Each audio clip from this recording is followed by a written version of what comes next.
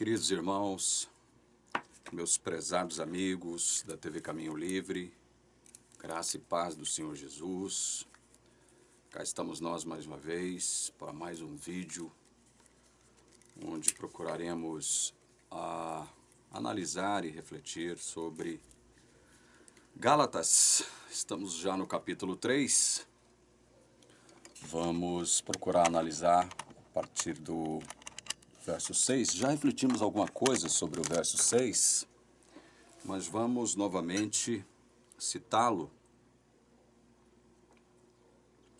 para acrescentar algumas coisas, dirimir algumas dúvidas que ficaram em relação ao nosso último vídeo, porque nós falamos sobre a experiência de Abraão, e Paulo cita Abraão aqui nesse texto. O trecho em questão é Gálatas 3, do versículo 6 até o 14.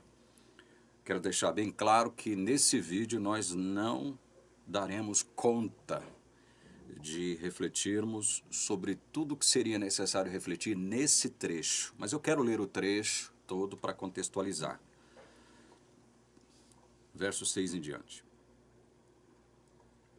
Aliás, para contextualizar mesmo, vamos ler do verso 1 até o verso 14, certo? Ó Gálatas insensatos, quem foi que os enfeitiçou? Não foi diante dos olhos de vocês que Jesus Cristo foi exposto como crucificado? Quero apenas saber isto.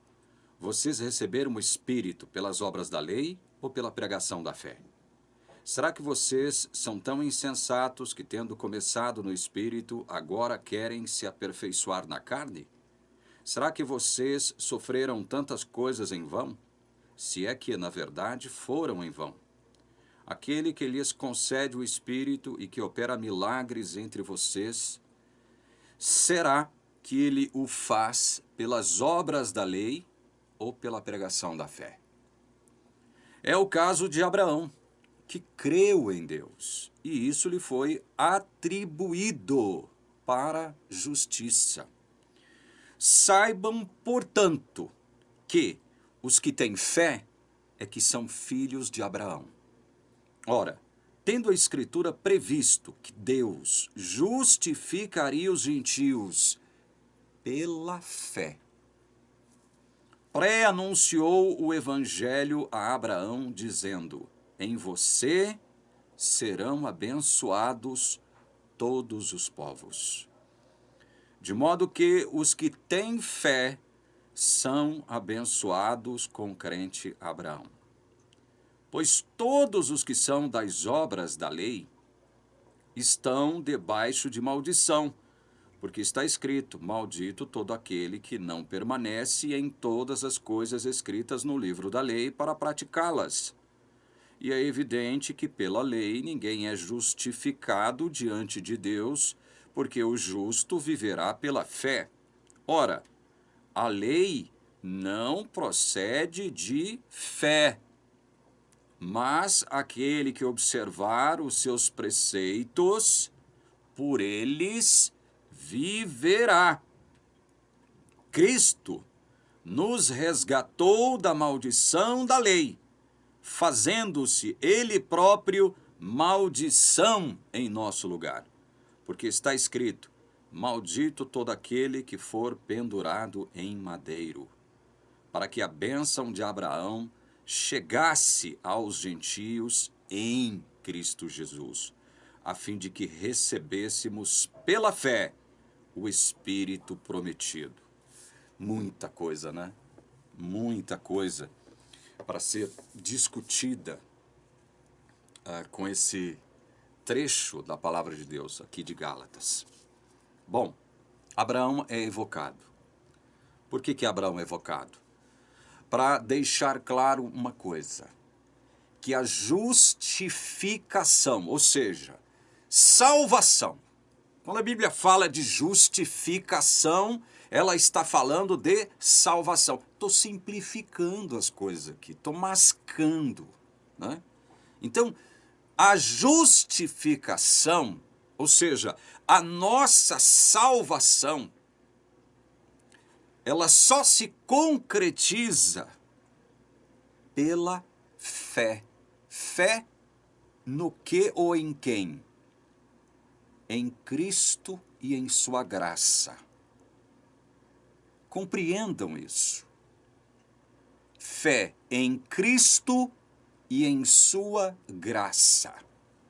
Aí, eu tenho que dizer alguma coisa, porque já foi discutido aqui nos 2 últimos vídeos um entendimento da teologia adventista que preconiza o seguinte: nós somos salvos, sim, pela graça. Porém, somos julgados pelas obras. Isso vai afirmar a teologia adventista. E quando ela faz isso, os desdobramentos desse entendimento, desta afirmação, as implicações desta afirmação, levam à contradição e leva a um conflito, a um choque entre evangelho baseado, fundamentado na graça de Cristo e as obras da lei. E, evidentemente, os nossos pecados. Porque se nós somos julgados pelas obras, nós somos julgados pelas obras não só boas, mas também pelas más. Porque se nós não cumprirmos, segundo a teologia adventista, todas as condições que foram supostamente estipuladas para que nós cooperássemos com Deus e pudéssemos nos salvar também, ajudando Deus, cooperando com Ele, em sinergia com Ele, nós perderemos a nossa salvação.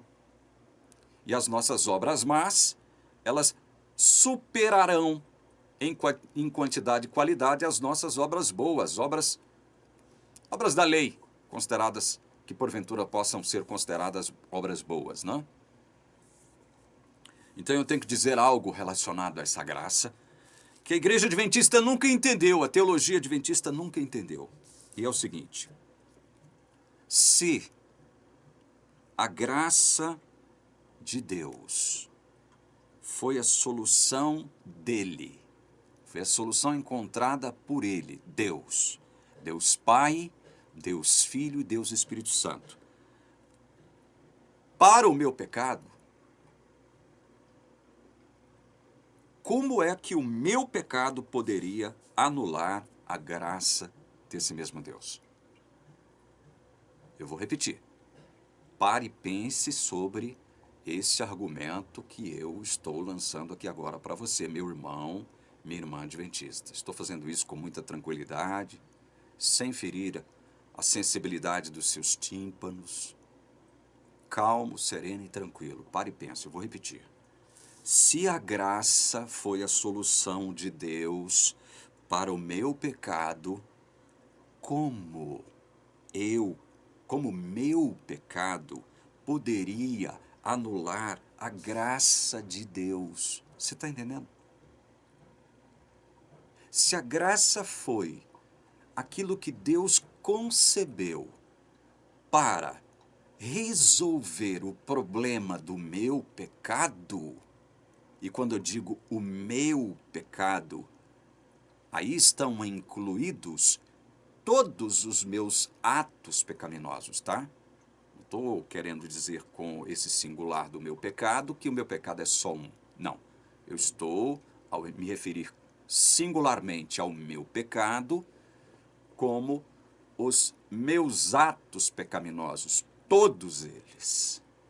Então, se isso que Deus concebeu como solução para o problema, qual o problema? O meu pecado. Se a solução para o meu problema, que é o pecado, é a graça, Deus concebeu a graça para resolver esse problema, que é o meu pecado, como é que o meu pecado agora pode anular a graça de Deus num suposto juízo investigativo, meus irmãos? E agora eu elevo o tom da minha voz, porque isto é gravíssimo. O que é gravíssimo? A teologia da Igreja Adventista afirmar, sim, nós somos salvos pela graça. No entanto, nós somos julgados pelas nossas obras. Isso é gravíssimo. Espera lá.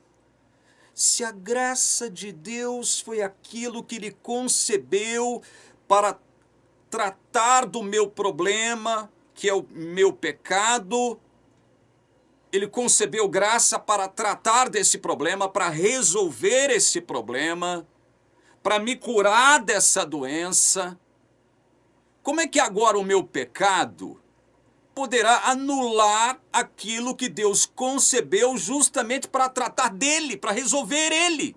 O problema que eu não tinha como resolver. O que é que eu não tenho como resolver, nem você tem como resolver diante de Deus, a não ser que você morra. A não ser que você morra para sempre. Pecado. Será que você não entende isso, adventista? Você nunca entendeu isso? O seu problema, o problema que você tem com Deus, a única forma de você solucioná-lo com Deus, sem Jesus nessa história, sem esse negócio de evangelho, sem graça no meio, é você morrendo. Então, não pense que, por conta de você praticar obras que você considera justas, obras em sujeição à lei de Deus, em obediência à lei de Deus, que você possa adquirir méritos e possa tapar essa lacuna moral que existe entre você e Deus, causada pelo pecado. O pecado de Adão causou essa lacuna, meu querido irmão. Você nasce condenado, você nasceu condenado. Não adianta você negar esse fato. Porque quando você nega esse fato, você nega a palavra de Deus, que deixa claro, Romanos capítulo 5. Um só pecado foi a causa da condenação de toda a raça humana. Uma só ação pecaminosa. Só uma. Acabou. Não tem esse negócio agora de, eu peco, mas agora eu conto com o perdão de Deus. Eu peco, mas conto com o perdão de Deus. Então, você está agindo de forma presunçosa, né? De forma presunçosa.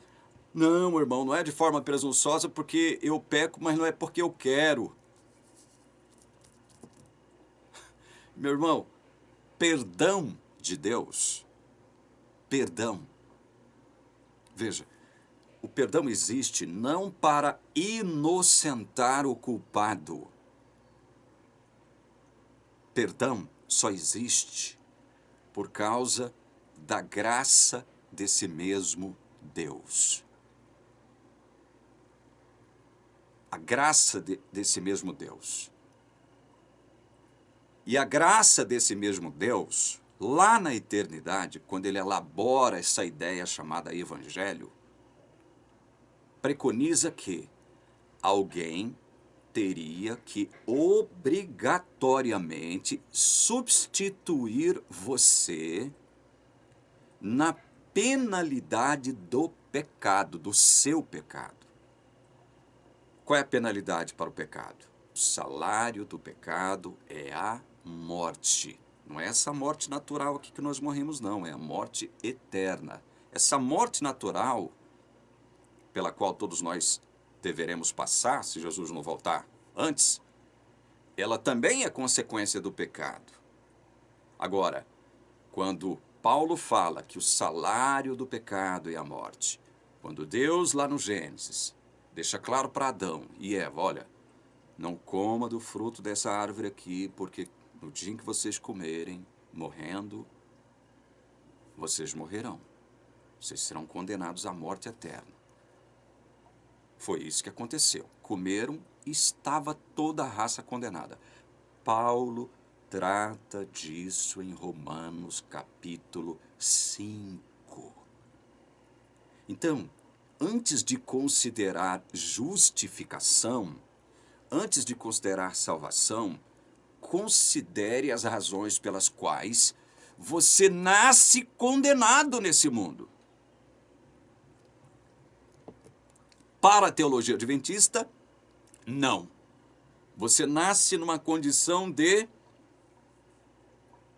Eu vou usar um outro termo bem pobre aqui. Você nasce em cima do muro. Você não é culpado e nem tão inocente assim. Você nasce numa condição de neutralidade. Podendo ainda escolher entre obedecer a Deus ou obedecer ao diabo.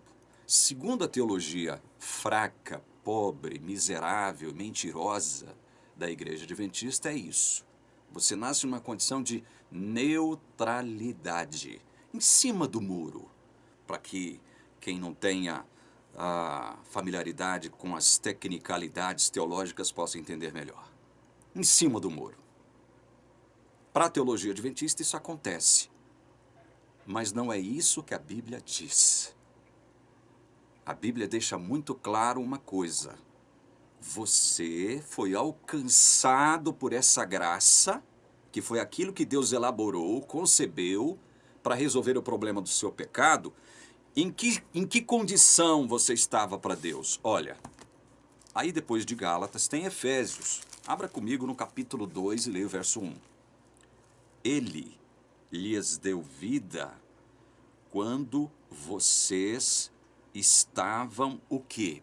Presta atenção nisso aqui, meu irmão, minha irmã adventista.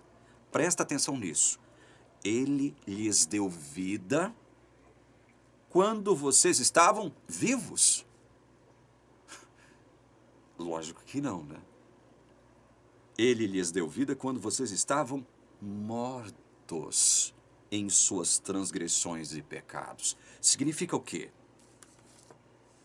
Significa que os seus pecados, eles produziram morte. E essa morte é uma morte espiritual. É como Deus te enxerga antes do novo nascimento. É por isso que existe o novo nascimento. A ideia de novo nascimento na Bíblia. Por quê? Cristo vai dizer para Nicodemos no Evangelho de João, capítulo 3, o que nasce da carne é carne. Então, na condição de carne, você está de que modo para Deus? Morto. Morto. Daí a necessidade do Espírito começar a obra em você. Que como Paulo procura incutir na cabeça dos Gálatas aqui no capítulo 3. Ele vai perguntar aqui no verso 3. Será que vocês são tão insensatos que, tendo começado no Espírito, agora querem se aperfeiçoar na carne? Vocês começaram no Espírito, ou seja, como é que a sua vida espiritual tem início? Como é que ela começa? Ao contrário do que vai afirmar a teologia adventista, ela não começa com seu suposto livre-arbítrio, quando você ainda é em cima do muro, numa suposta condição de neutralidade, você decide por si mesmo escolher obedecer a Deus ao invés de escolher obedecer ao diabo. Não é isso. Porque a Bíblia já diz que você está morto para Deus. Você nasceu nesse mundo, você veio nesse mundo em condição de carne. E o próprio Cristo vai dizer em São João, capítulo 6, verso 63, primeira parte, o seguinte: o Espírito é o que vivifica, a carne para nada aproveita. O Espírito é o que vivifica. Vivifica por quê? Porque você está morto para Deus. Ele lhes deu vida, estando vocês mortos nos vossos delitos e pecados. Então o Espírito é que tem que começar a obra em você, obviamente, do ponto de vista espiritual e bíblico, porque você está morto para Deus. Por isso Jesus vai dizer aqui em João 6, o Espírito é que vivifica. Porque a carne, para nada aproveita. Nada aproveita em que aspecto, em que sentido? Nada aproveita em relação a Deus, meu querido. Em relação a você, a sua relação com Deus, a carne não pode fazer nada, nada, absolutamente nada proveitoso para sanar o problema que existe na relação entre Deus e você, entre você e Deus. A carne não pode fazer nada. Por isso que Jesus vai dizer que a carne para nada aproveita. Quem nasce da carne é carne. Por isso que o Espírito tem que vivificar. Ele diz, quem nasce do Espírito é Espírito. E mais na frente ele diz, em João 3, né? O Espírito sopra onde quer. Ou seja, o vento de Deus, o pneuma de Deus, sopra onde ele quer. Soprou em você, meu irmão adventista. Soprou em você. Soprou em você esse fôlego de vida espiritual que te trouxe a vida espiritual. Vivificou você. Porque antes você estava morto. Então agora, pela ação miraculosa, poderosa, invisível, silenciosa do Espírito Santo, você nasce de novo. Você nasce no reino de Deus. Foi o Espírito que começou a obra em você. Ele soprou em você porque ele quis soprar em você. A opção de soprar em você vem dele. Não foi porque você pediu, ó Espírito, sopra em mim. Você estava morto. Como é que na condição de morto você pode dizer, ó Espírito, sopra em mim? Não. Não tem condição, meu irmão. Presta atenção no que Paulo vai dizer acerca de carne em Romanos capítulo 8, versos 7 e 8. O pendor da carne é inimizade contra Deus. Por que mesmo? Que o pendor da carne é inimizade contra Deus. Pois não está sujeito à lei de Deus. Esse pendor da carne não se sujeita à lei de Deus. Nem mesmo pode estar sujeito à lei de Deus. Está entendendo? A carne, enquanto carne, não tem poder de se sujeitar à lei de Deus. Ponha isso na sua cabeça. A carne não pode agradar a Deus. O escritor da carta aos Hebreus, ele diz o seguinte, olha, sem fé é impossível agradar a Deus. Portanto, a carne não pode produzir por si mesma um negocinho chamado fé. Fé. Quem é que produz essa virtude chamada fé? E te entrega ela como dom? O Espírito Santo. O Espírito Santo. Onde é que isso está? Não vou ler para ganhar tempo. Abra 1 aos Coríntios, capítulo 12. Averigue a lista dos dons espirituais que são concedidos segundo a graça de Deus. E você verá que no verso 9, a fé é citada como um dom. Dom do quê? Do Espírito. Ele te dá quando ele vivifica você. No momento que ele vem a você. Que ele sopra em você. Ele te dá fé. Fé para quê mesmo? Para que você agora creia em você mesmo, para que você se fortifique e agora seja capaz de obedecer à lei e para se salvar? Não. Fé para que você creia em Jesus, no que ele é e no que ele fez em seu lugar. Abraão é evocado porque Deus faz uma promessa para ele, lá quando Deus vai tirar ele lá da impiedade da sua terra pagã, da sua cultura pagã, do seu paganismo, porque Abraão era pagão, era ímpio diante de Deus, estava morto para ele.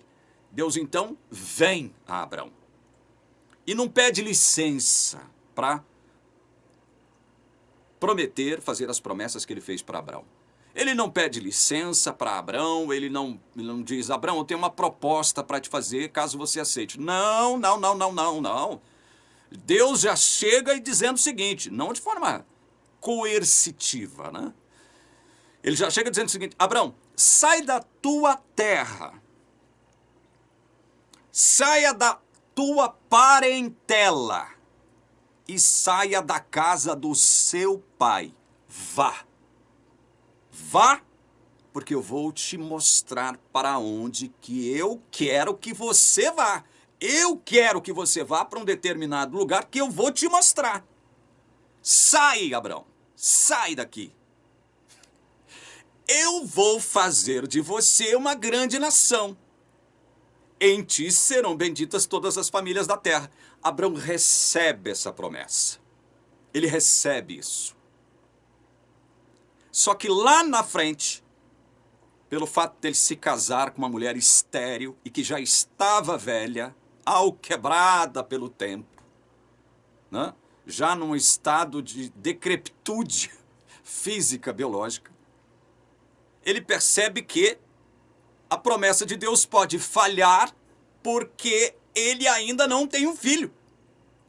E aí ele vê na figura do seu servo, Eliezer, alguém que poderia cumprir as promessas de Deus através ali da casa de Abraão. E Deus é obrigado a vir até Abraão mais uma vez. Deus vem a Abraão mais uma vez e explica para ele o seguinte: Abraão, meu filho, não é através de Eliezer, seu mordomo, seu servo, que eu farei de você uma grande nação. Eu farei de você, olha para o céu, quantas estrelas, se você puder fazer isso. Eu sei que você não pode, então eu vou fazer de você uma nação tão grande, tão imensa, tão incontável quanto as estrelas do céu. E aí o que acontece? Abraão crê nessa promessa de Deus. E quando ele crê nessa promessa de Deus, que é dele que vai surgir um descendente, que fará dele uma grande nação, incontável como as estrelas do céu, Deus lhe atribui justiça. Veja, não é Abraão que se auto-atribui justiça. A atribuição normalmente vem de alguém para alguém. Deus atribui justiça a Abraão pelo fato dele ter crido. Pelo fato dele ter crido em Deus, nas promessas de Deus. É uma justiça que é concedida graciosamente a Abraão pelo fato dele ter crido nas promessas de Deus. Só que depois disso, mesmo depois de ter crido e já ter sido justificado, o que acontece? Ele ainda não tem filho. E ele conta essa experiência que ele teve com Deus agora para Sara. E Sara sugere a ele o seguinte: olha, nós precisamos dar uma ajudinha a Deus para que ele possa cumprir a sua promessa, Abraão. Porque senão a promessa não será cumprida. A promessa falhará.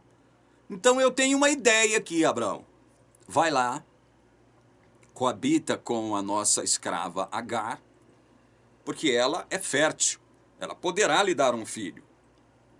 E nós poderemos, assim, ajudar Deus a cumprir a sua promessa.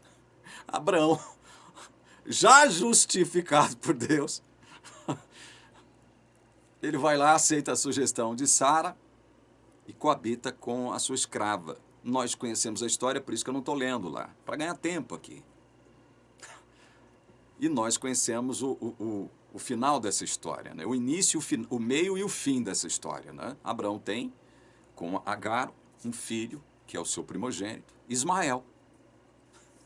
E de novo, Abraão pensa que, através de Ismael, a promessa de Deus agora será cumprida, porque ele deu uma forcinha para Deus.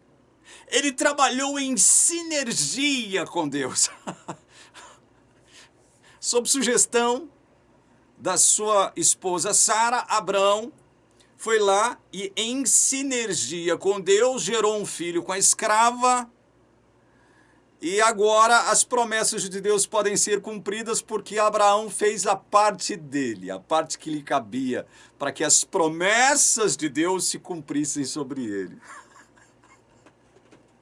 Vocês estão percebendo,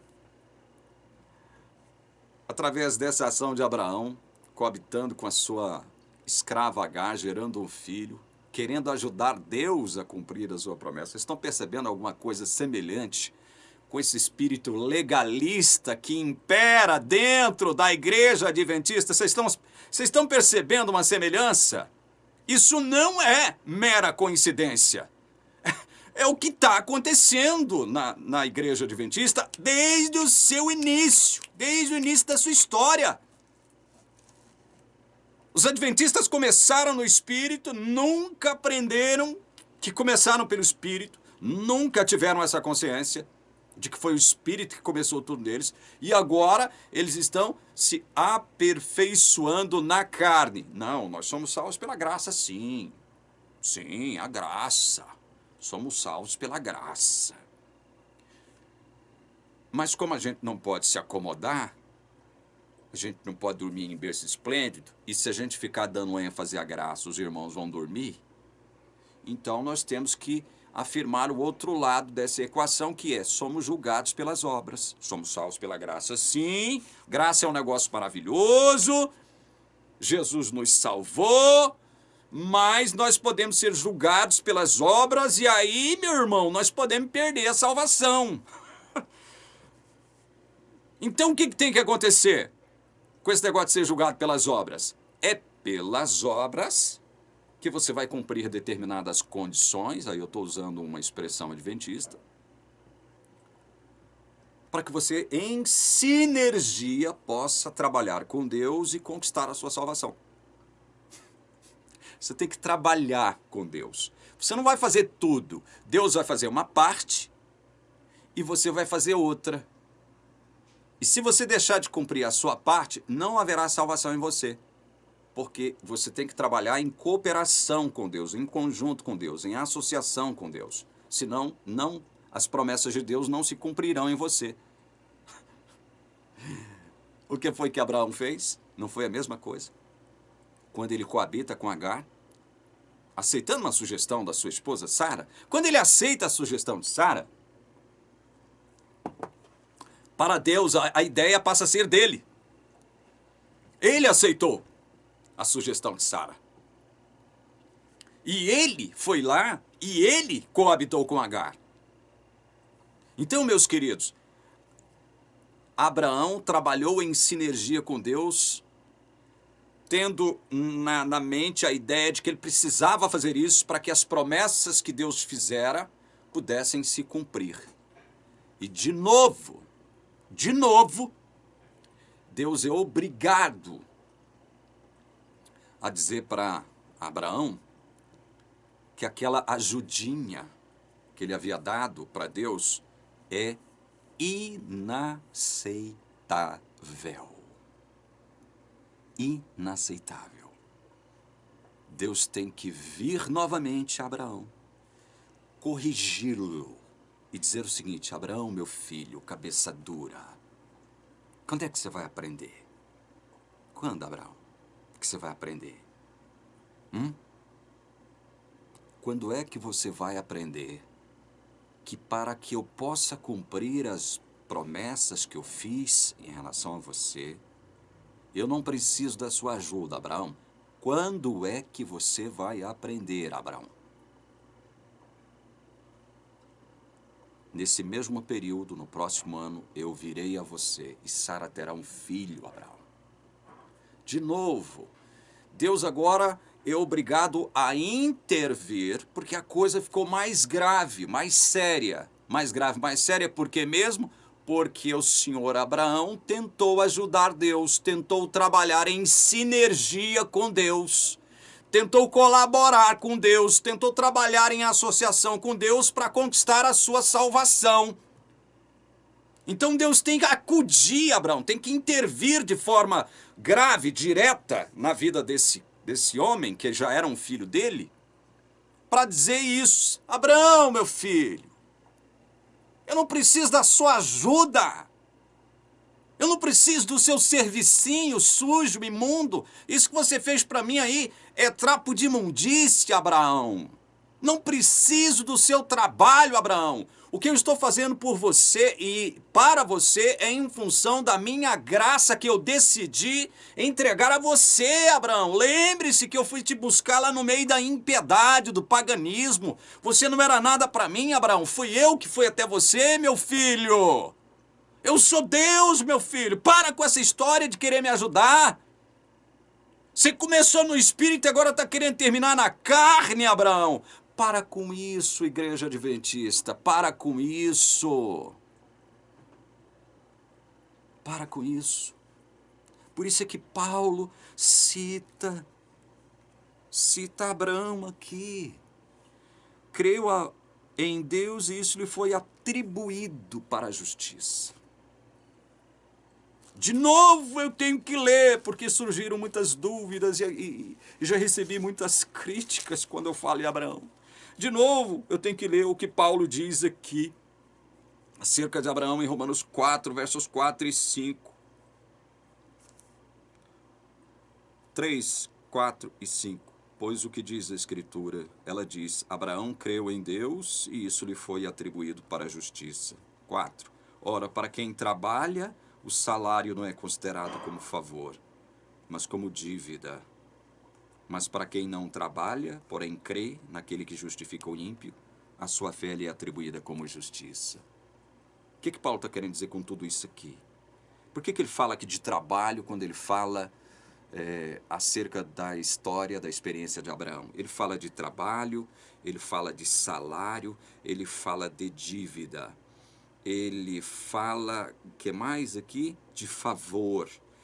Ele está tratando de justificação, então ele fala de justiça, fala de fé. Por que ele cita a questão de trabalho? Para deixar bem claro que a graça de Deus que nos alcança pela fé, que é dom dele também, não nos alcança como resultado do nosso trabalho.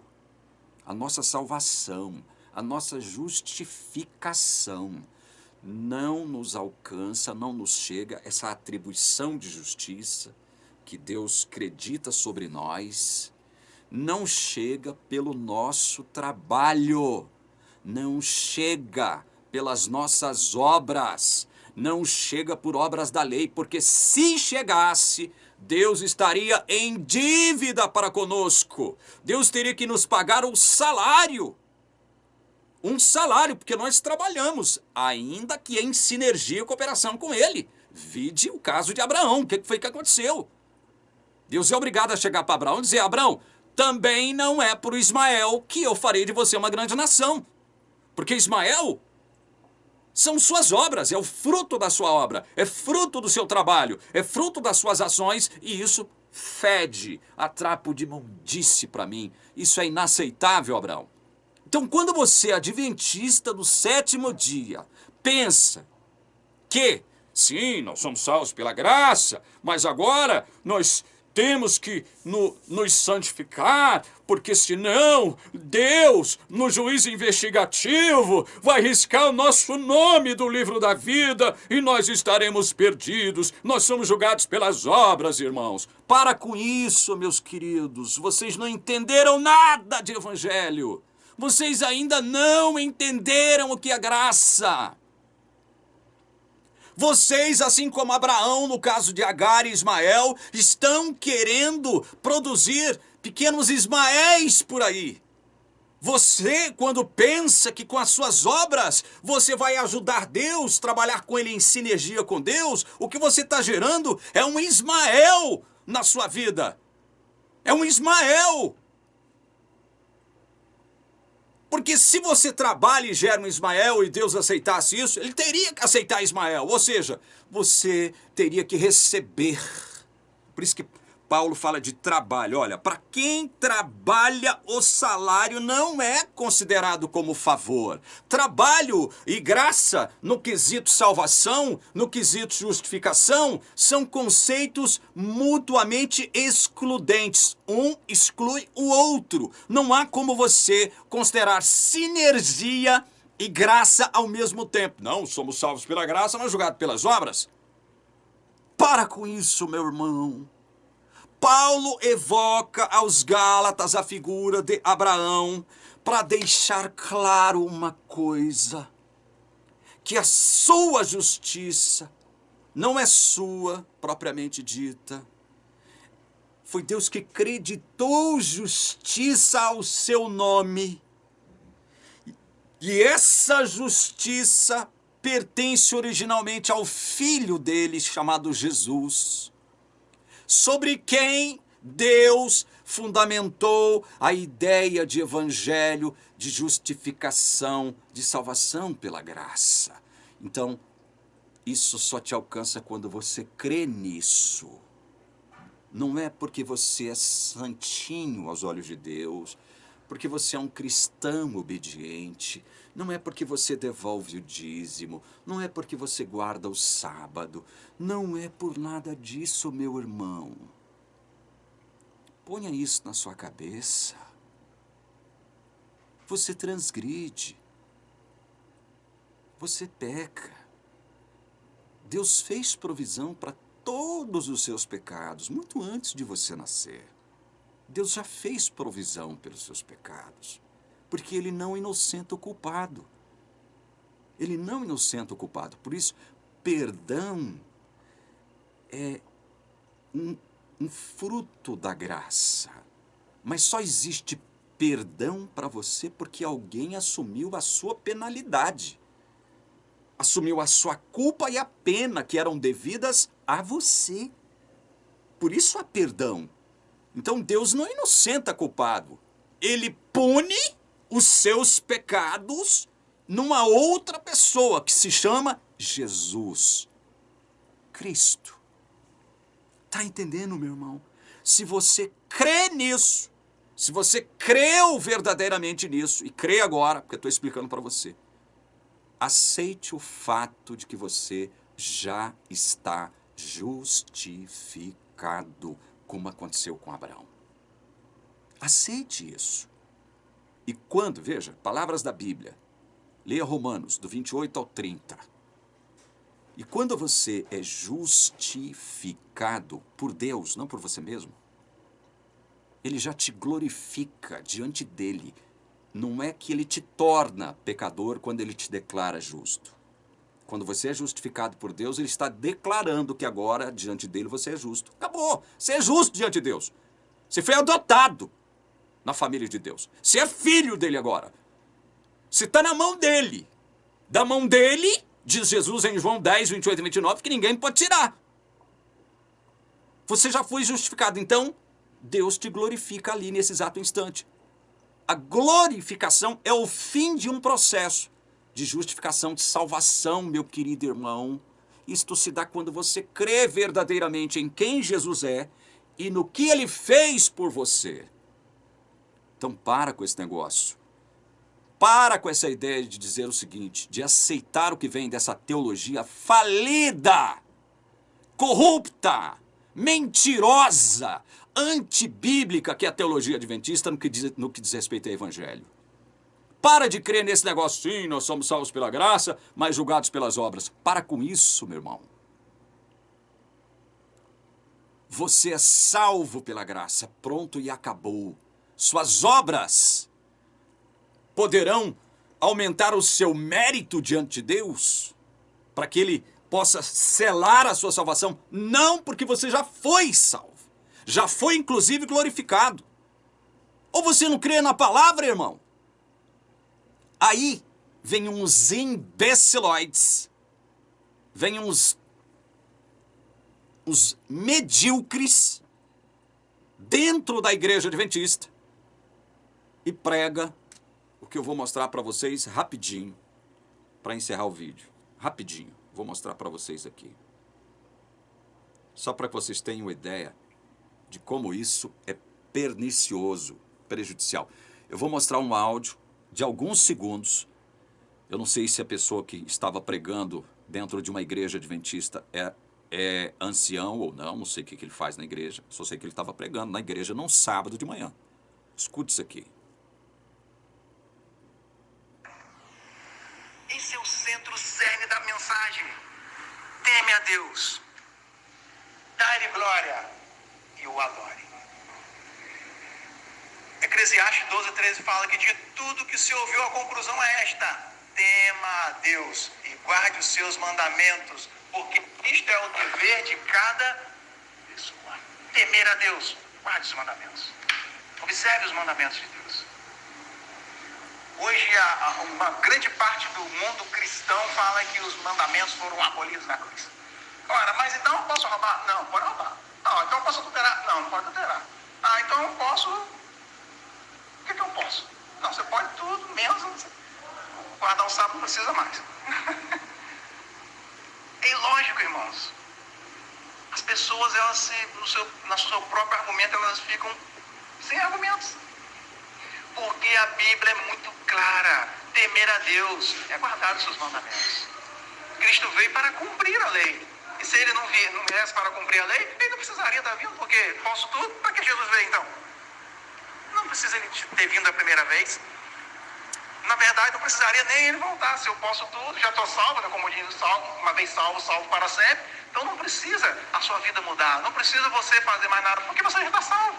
Há alguns que falam isso daí, né? Que você foi predestinado para a salvação. Ora, então você pode fazer tudo, pode matar, pode roubar. Enfim, você será salvo do mesmo jeito. Mas não, queridos, é o grande engano.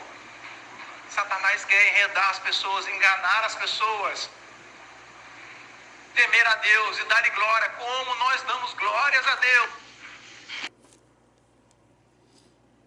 Aí você é obrigado a ouvir isso aqui do púlpito da Igreja Adventista, por um imbeciloide.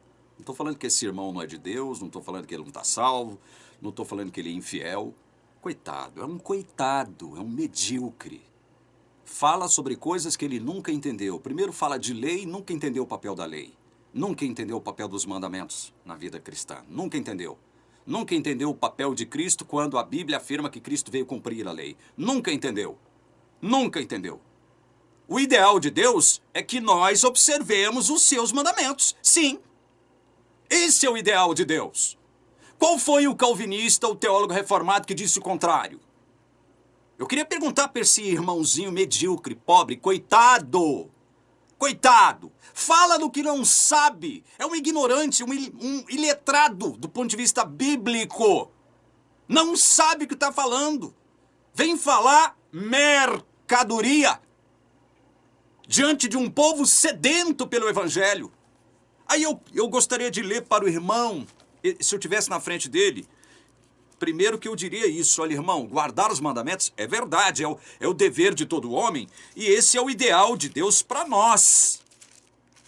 Realmente, nós temos que procurar viver de acordo com a vontade preceptiva de Deus expressa nas suas leis e mandamentos.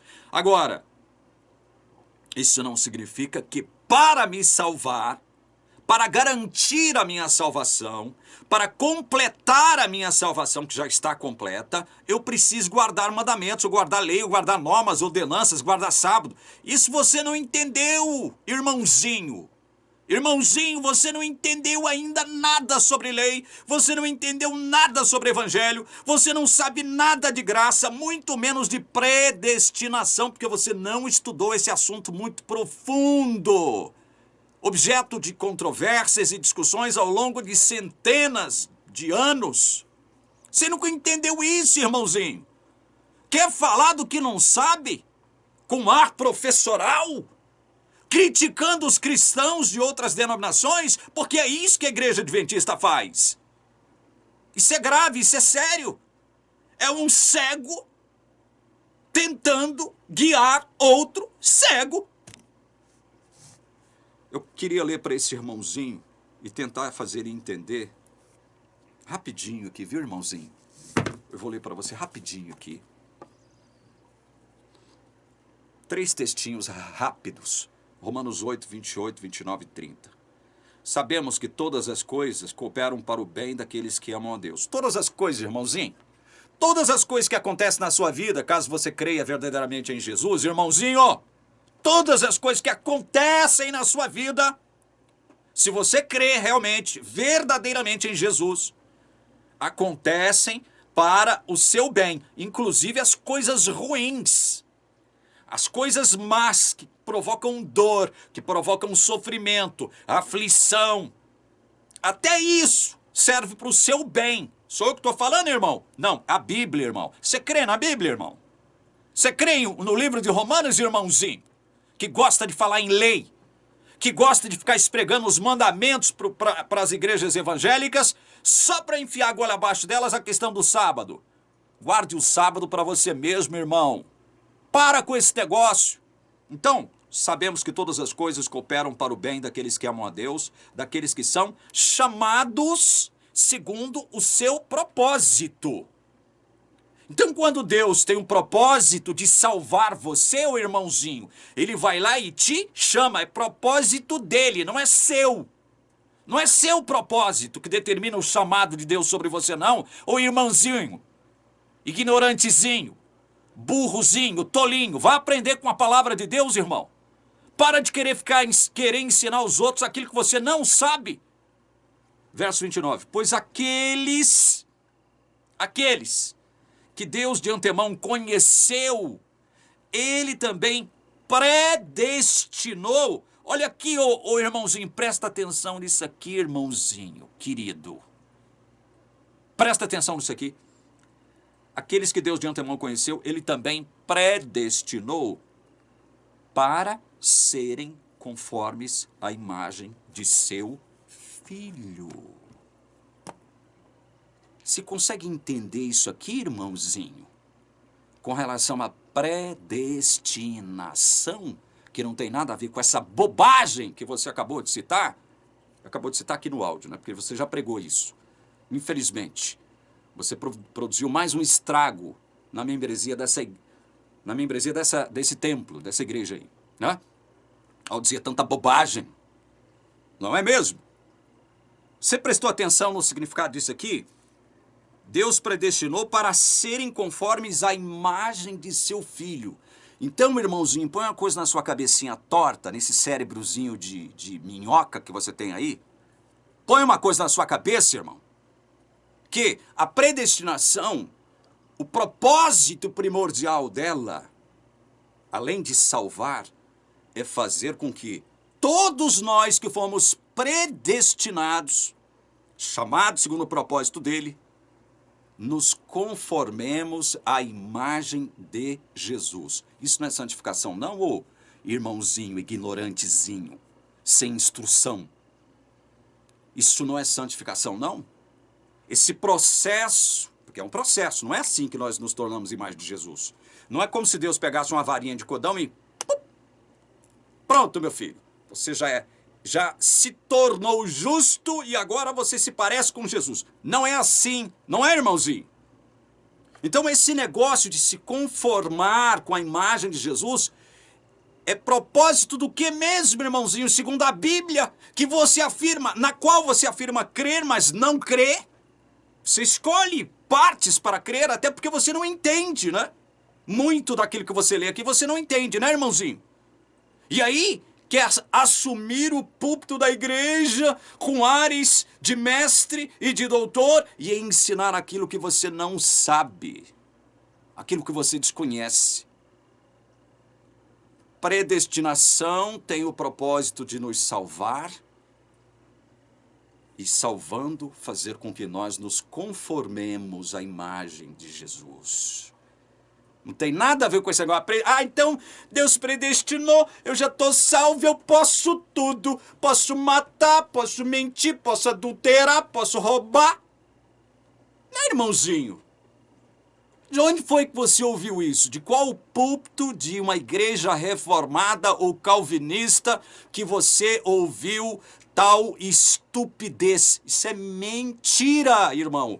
Olha, mentir é pecado. Você acabou de cometer um pecado. E como você mesmo sabe que quando você observa 9 e transgride 1, você se torna culpado de todos, você com seu sermãozinho vagabundo acabou de transgredir todos os mandamentos de Deus.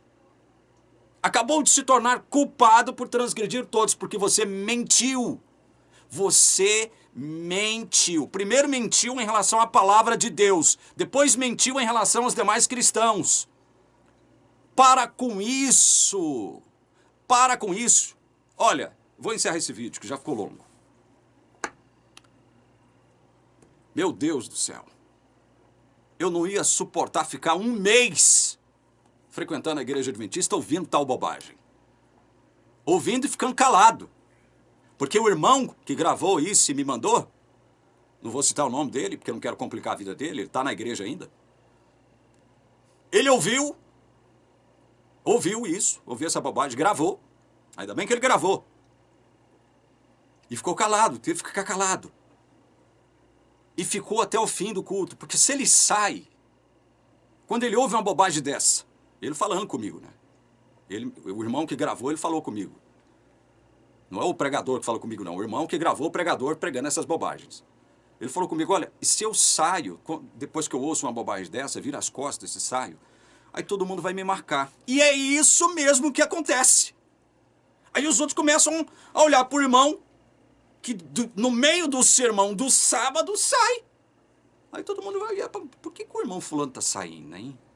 O pregador está pregando, a mensagem grave, séria, né? Por que o irmão...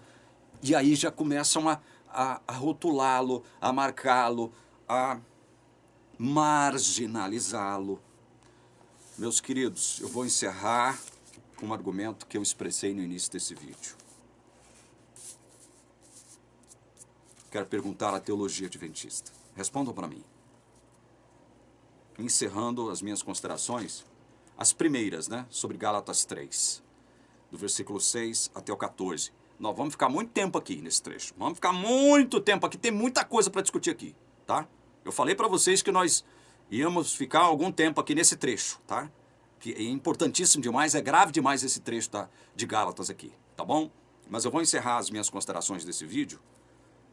E esse argumento que eu vou citar agora, eu já citei no início, eu vou continuar citando ele, tá? Para que vocês consigam encaixar isso, incutir isso nos seus corações. O argumento é o seguinte: se a graça foi a solução de Deus para o meu pecado, como o meu pecado poderá anular a graça de Deus?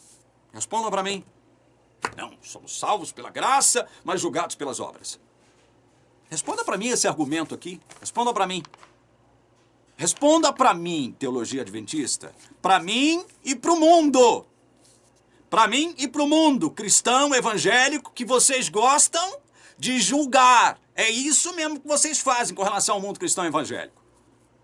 Vocês no rádio, na TV, nos púlpitos das igrejas, quando vocês estão fazendo uma conferência, que é para ganhar membros para a igreja, para ganhar gente para a igreja, quando vocês estão fazendo marketing da igreja adventista, porque é isso que vocês fazem, vocês não fazem missão. Vocês não fazem evangelismo, vocês fazem propaganda, vocês fazem autopromoção. Então, quando vocês estão fazendo série de conferência, semana de oração para ganhar membros, vocês gostam de dizer o seguinte: não, o Deus ama os católicos, os evangélicos, os espíritas, ele vai salvar católicos, evangélicos e espíritas, mas aí vocês não completam, né? Vai salvar essa gente toda, mas quando essa gente vier para dentro da igreja, não é mesmo? Vocês são exclusivistas. Vocês são arrogantes em sua teologia. Não estou falando, olha, não estou falando que todo membro da igreja adventista, cada pessoa que frequenta a igreja adventista é arrogante, é exclusivista, é pedante, nada disso. Estou falando que a teologia da igreja é exclusivista, é uma teologia arrogante, uma teologia equivocada, mentirosa, segundo a Bíblia. Vou ficando por aqui, que Deus abençoe você que teve a coragem de assistir esse vídeo até o final. Eu rogo uma bênção de Jesus sobre a sua vida. Em nome dele eu rogo.